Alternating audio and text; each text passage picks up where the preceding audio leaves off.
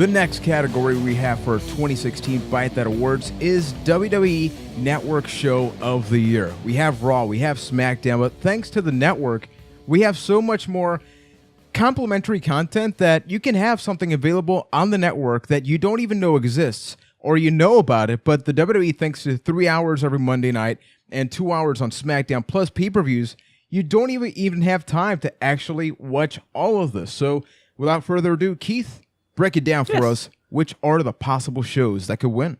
The possible shows are Talking Smack, the Cruiserweight Classic, WWE NXT, the Stone Cold Podcast, WWE Ride Along, WWE Camp, or WWE 24, specifically the ones that aired this year: Seth Rollins, Redesign, Rebuild, Reclaim, and the Women's Revolution.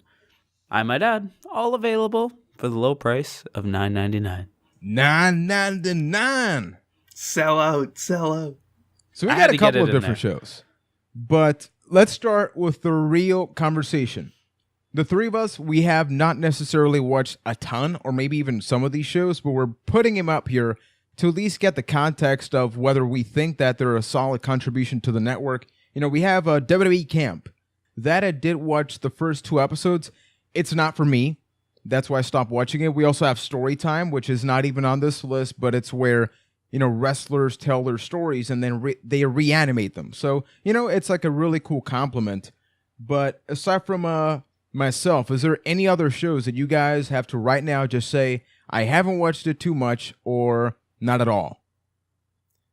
I have not seen Ride Along, and that's one. Or I actually haven't seen WWE Camp either, so I'll disqualify myself from those two. I've seen pretty much everything on this list, and I agree that Camp probably doesn't belong. It's like yourself, it's not really for me. I checked out most of the episodes, but didn't really get into them. There were some funny moments, but overall the humor I didn't really get into. So I would cut WWE Camp right away. But now that I'm looking at this list, I think we have a notable or something that we didn't put here. Then that's Legends with JBL. I think we should add that. That is a really right good now. one. So because I'm you had going episodes to add with Ron Simmons, Eric Bischoff, Sting, with Road Dogg. Yeah. There was that panel with Stone Cold, Shawn Michaels, Triple H. I think it needs to be on this list. So I'm going to cut Camp and I'm going to put on Legends with JBL. That is really good. Now, there's another part that we got to talk about is that some of these, you know, with the Cruiserweight Classic and NXT, these are wrestling shows. But then you have your podcast, you have your interview shows. So when you think about some of the favorite reasons why you have the network and then why these things are in this nomination, what is the one thing you look forward to? Is it an additional thing from Raw and SmackDown? Is it that you don't like the wrestling here, so you go for it there? Is it the stories, the behind-the-scene aspects? What makes for a show of the year for the network for you guys? For me, I think it's just how much did I enjoy the content that was produced in that episode or in that, like, it's really hard to compare, like you mentioned, NXT to something like Ride Along because they're so different. But I think the gauge that all of them have that's similar is how much you enjoy it. How much do you enjoy sitting down, watching it? Did it fulfill its purpose? If it's a behind-the-scenes look at something, do you feel enlightened from it? If it's an enjoyment, like humorous ride-along, one might say, did you find enjoyment in it? Did you laugh? That kind of stuff. And I think with that, it's easy to look at all of them on their own as like individual products and like gauge it that way.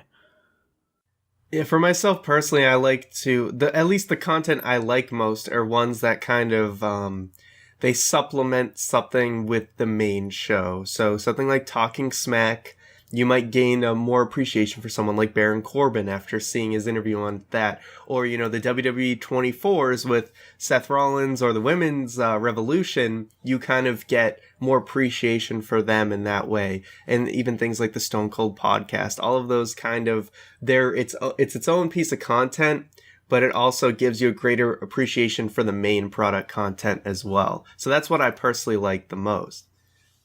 Yeah, great. I think that's a really good way. on the Stone Cold podcast. Do we cut the Stone Cold podcast? I think we cut it this year. Let's be real. They weren't very good this year. And any one that was half decent usually led to bad things. Let's like bring up the Dean one Ambrose example. podcast. Yeah, the Dean Ambrose one, I think really hurt how I felt about it because I felt like he had an agenda. Like he wanted to pull something out of Dean Ambrose, but even Dean Ambrose wasn't sure. Are you talking to me as, the person behind the scenes? Or are you talking to me on character? You want me to get excited, but then there's a creative process, and it wasn't enjoyable for me. So I would definitely agree. Plus, between the Jericho podcast, because, we didn't always get Stone Cold, so we got Mick Foley and some of the things involved. So I would also get rid of that. So gone are WWE Camp and the Stone Cold podcast. Yeah, Stone Cold podcast. If we're talking about last year, it's a different story, but this year was just not on the same level. No. Yeah, you brought up a good point with Stone Cold having his own agenda on most of it, because even the AJ Styles one, it got weird after a while where it felt like Stone Cold was just trying to go places that AJ didn't want to go, and he just kept hitting those points even though AJ didn't really want to talk to him about it. So yeah, it was a little off this year. Have you watched Ride Along, Keith? I have watched Ride Along. What do you think about I think I've seen almost every episode of Ride Along now that I think about it. I like Ride Along. It's just a fun little look. You're not going to get like any super inside information from it or anything like that. But hey, here's Chris Jericho and Mark Henry in a car for a half an hour. Let's hear them tell funny stories. Or hey, here's JBL, Michael Cole, and Byron Saxton. Let's watch JBL and Michael Cole pick on Byron. It's just a fun little show, and I actually really enjoy it. I want to lump this, and I know we didn't nominate it, but Table for Three, they both have one thing that really grinds me, and that is that I enjoy the stories, but you can tell it's being heavily directed. Like every now and then they'll bring up a question, and you think to yourself, who does that? Who in a natural conversation just shifts gears? Now, I know there's editing, I know there's a lot of things, but even Ride Along, you can see sometimes, and people have pointed this out, that they actually sort of go around the same block a couple of times just to extend the episode. I've never noticed that. That's funny. A quick funny thing here, in one of the Fast and the Furious movies they filmed in Puerto Rico, they filmed like this 10-minute thing. They actually go around 3 blocks. So the whole time I'm laughing, I see the same building, building. Oh, that's amazing. So the same thing was here where the stories aren't bad, but if you just brought up Legends with JBL, I propose we cut Ride Along and then have a conversation about WWE 24, because that, agreed. Even though we don't get a lot of episodes, that's weird, right? Like NXT is weekly, Cruiserweight Classic was a tournament. With 24, we don't get a lot of them. But when we get them, they're so good. Oh, they're so good. Is a top 3, though. If we weren't lumping up WWE 24 as both of them, I would say yes, because I think the Seth Rollins one is one of the best things they've done this year. But honestly, I didn't really like the Women's Revolution one all that much. It was definitely one of the weaker 24s. So I don't think it makes my top 3. It would probably make the top 3 for me, just like Keith said, because the Seth Rollins one is so good. I agree. The Women's Revolution one, it was kind of, it was passable. I don't think it was bad. It didn't kind of, I was kind of expecting a little more, and I didn't quite get that.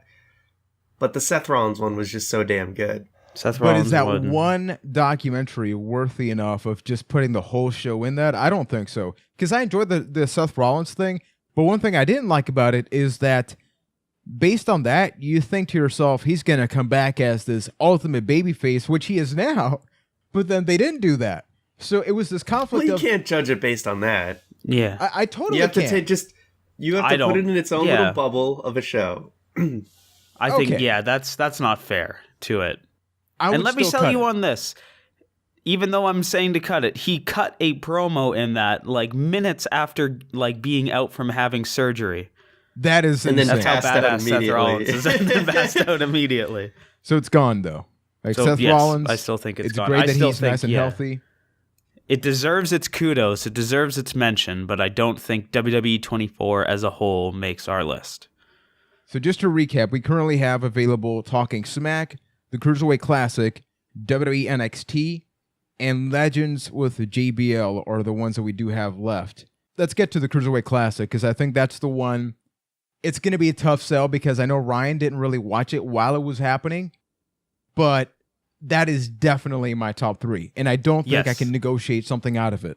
I don't even care what you say, Ryan. This makes the top 3. No, I'm not going to fight in the least bit. Like, I have seen some of it. I've not seen all of the Cruiserweight Classic. I figured you guys are going to put it at number 1, and I'm perfectly okay with that. Okay, so that stays. I'm just fighting for Talking Smack should be number 2. Yeah, that is my key point. Honestly, Talking Smack has been an amazing addition to SmackDown. It has, even though it's, we all love how SmackDown's 2 hours and then we add this little thing afterwards. And like, that's like the one piece of content where I'm like, okay, fine. Like, let's add a little bit to SmackDown because this show does so much. It fleshes out characters. They get into the nitty gritty of storylines where a lot of times there's just no explanation for things. Daniel Bryan sheds some light on it. He basically covers up for bad writing in a lot of situations. So it's just been a fantastic show. And Daniel Bryan doesn't give a damn. And that's what's amazing. And him and Renee Young have just great chemistry. I agree. Honestly, I think the last thing we should cut here is NXT. Even though it is like the cornerstone of the network, it is the most valuable show on the network. Most of this year, week to week, NXT was mediocre. I don't want to say bad, but it was mediocre, where NXT lost its footing a bit after WrestleMania, and only until recently it started gaining that back. And I would say the fact that it is a cornerstone on the network is almost to its detriment here, because not everything else isn't this week-to-week thing for the whole year. And people expect something from it. Yeah, and people love it so much that they expect something from it, and they didn't get it this year. So I think NXT gets cut for that. Yeah, I agree. I think that last year NXT was maybe one of the best WWE shows as a whole. And then with this contrast, you have everybody sort of go up to the main roster. So NXT is in this developmental phase of just not people in development, but developing the new season of NXT, if you will, right? You're trying to find the next Finn Balor. You have Samoa Joe and Nakamura, and those things are awesome. But then the rest of the show, as you mentioned, like I used to watch NXT on a week-to-week basis, and I started to go like a month without watching. Now, I would binge watch before the takeovers, but the fact that I didn't feel that necessity of watching it week to week definitely let you know, okay, there's something happening here. Now, with that, we cut NXT. You're still great. So we officially have 3 of them. And even though I'm pretty sure I know what the order is, because a lot of people haven't really watched Legends with the JBL, I want you to sell me in a little bit about Legends with JBL, Keith. And then Ryan, I don't know if you've watched it, but then just give your reactions based on that. Yeah, the thing that I loved about Legends of JBL this year, it's pretty much exactly what you expected the Stone Cold podcast to be. JBL kind of took up the mantle of that and just had great in-depth interviews with people like Scott Hall, Kevin Nash, Sting. They had this panel talking about The Undertaker, even though I think that one was last year, but it'll stand for my point right now, I guess. Now. But it's just this great in-depth look where JBL asks, you can tell he's on script and he has his questions there, but that's the stuff that you're kind of going there to hear anyway. Like, you're not gonna interview Scott Hall and Kevin Nash and ask about them growing up, because quite frankly, that's not the part you care about. You want to hear about the NWO years, and that's what JBL would talk about. And it's just this great hour-long thing that, like I mentioned earlier, it's exactly what you wanted the Stone Cold podcast to be this year. Yeah, I mean, I'm all for having it on there. The only one I've actually seen is the Eric Bischoff one, and to my understanding, that was in 2015. But I could definitely appreciate, what it's trying to do, and from what I saw of that one, JBL is excellent. He's excellent at what he does and just interviewing. So, yeah, I'm all for it. Yeah, the one thing I'll highly credit JBL is that when you talk about Stone Cold cares about the origin, how you got into wrestling, and then maybe about the controversial stuff. but JBL is an excellent storyteller in the interview section where he tries to figure out not the situation, but everything around it. The people, like the Ron Simmons episode. We may be getting our dates wrong here, but what matters is that in 2016, you have to watch all these interviews because he's able to get the same story that we've heard in so many times. And guys like Eric Bischoff, Ron Simmons becoming one of the first African-American, champions in WCW. But he puts his own spin and emotional side of it. I remember Road Dogg crying in his episode because of all the things that were being talked about. Right. So it's such a giant contribution. And I know that we complain about JBL's commentary like Mogul and how he is on Raw and SmackDown Live, but he is a smart man and worthy of being a millionaire. And I'm assuming that we are putting that show at number 3. Yes, I'm good with that. Okay, now, even though I know Ryan sort of already agreed that we can put Cruiserweight Classic as number 1, I think there's something to having a conversation about Talking Smack. Should Talking Smack be number 1? Because here's my thing. I don't think WWE has ever produced a show where, as SmackDown Live is happening, if I know that a kick-ass segment happened and that superstar is going to be interviewed and Talking Smack, I kind of want SmackDown to end so I can watch that. Now, worth noting that because they added 205 Live, that has gone down considerably for me because I used to watch Talking Smack right after SmackDown. Now I got to wait a whole another hour, but you can still watch some clips on YouTube or the network. But the fact that it contributes directly after the show to the storylines that are happening, I think it's something that needs to be considered. Talking Smack is good, but in my mind, the Cruiserweight Classic is better. And just to talk about Talking Smack a little bit here, it's 100% Renee Young and Daniel Bryan that make it work. Talking Smack is its own special thing. It's not the actual formula of the show. It's the content of the show that makes it so good. The thing that proved that to me was Raw Talk after Survivor Series, where they tried the exact same thing. And because, I don't know, maybe it was because of the whole Booker T, Lita, Jerry Lawler panel, it just didn't have the same feeling and it was terrible. So Talking Smack is a very special thing that happens in its own special bubble, and I think it deserves a lot of credit for that. But it's not the Cruiserweight Classic, and I think it should be number 2 for that reason.